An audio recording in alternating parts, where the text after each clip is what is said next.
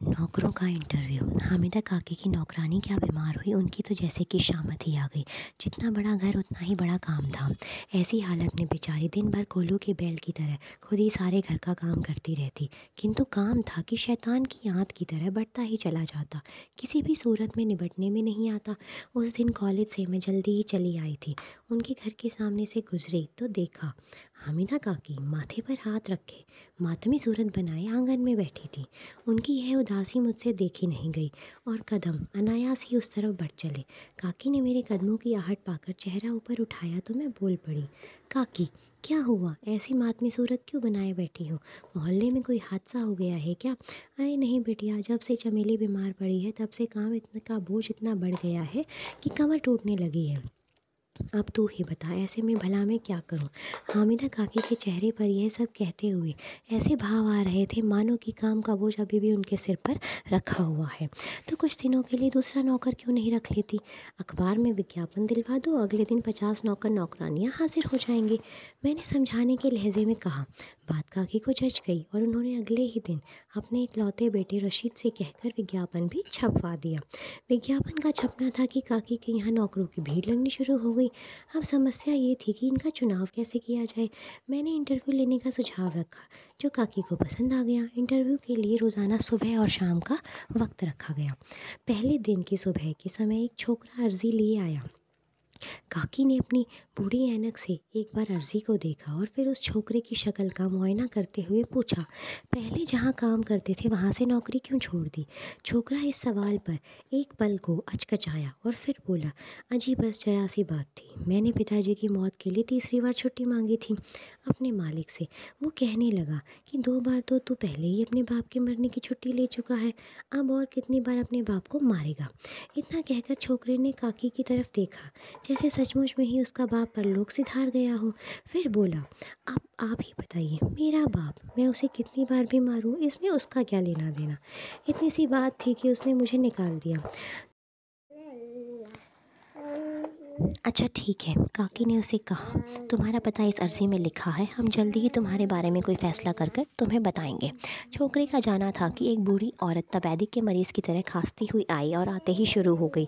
मेरे पोते के अखबार में बताया कि आपने एक नौकरानी की ज़रूरत है और आपने इश्तिहार दिया है, मगर सेहत से खस्ता होने से मुझे कामकाज नहीं हो पाएगा। आप पहले मेरा इलाज कराइए, मेरी सेवा करिए, अगर मैं ज़िंदा रही तो मैं आपकी खूब सेवा कर सकूँगी।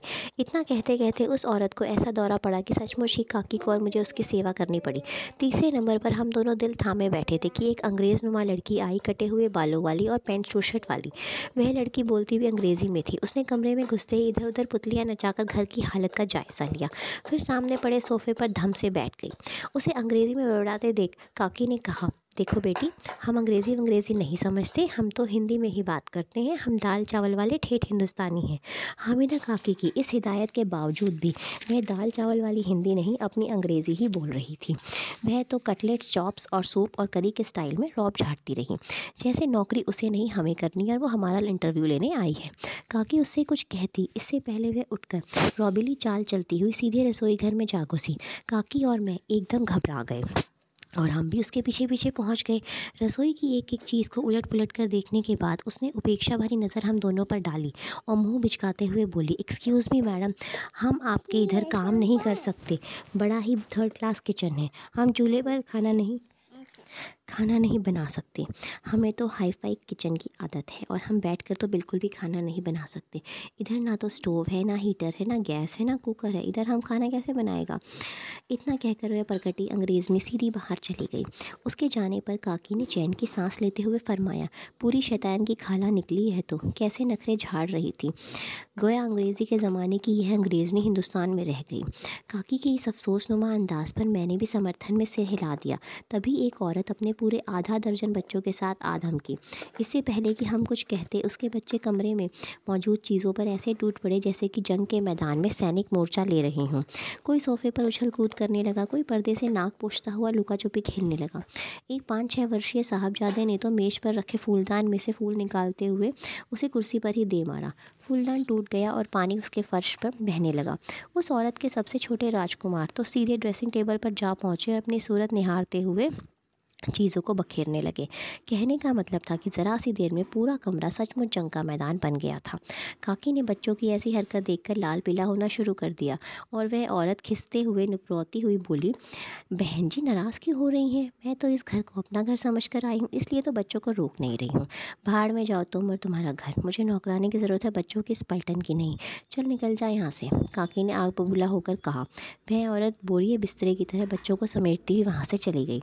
उसके जाने पर हामिदा काकी ने सिर थाम लिया और मुझसे बोली, तू ही कह रही थी ना अखबार में विज्ञापन निकलवाओ, नौकर मिल जाएंगे। क्यों, ऐसे ही होते हैं नौकर? बाज आए ऐसे नौकरों से तो।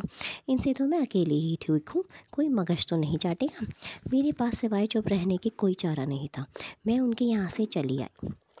अब हर रोज़ देखती हूँ कि हामिदा काकी घर का सारा काम खुद करती हैं, मगर उनके चेहरे पर थोड़ी सी भी शिकन नहीं होती। उन्हें काम करते देख मुझे इंटरव्यू देने आए नौकर नौकरानियों की याद आ जाती है और बरबसी हंसी होठों पर नाच उठती है। If you like this please share and subscribe more and more. Thank you so much.